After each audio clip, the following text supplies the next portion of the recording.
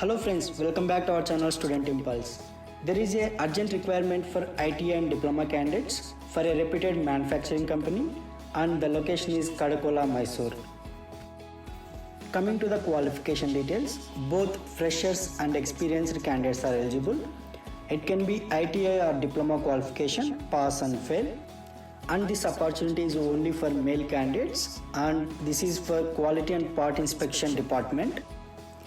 And coming to the other details, there will be a food facility for the candidates and 8 hours duty, which is going to be a rotational shift and there is 3 shifts available. Salary offered for this position is 14,000 per month and there will be a OT facility as well.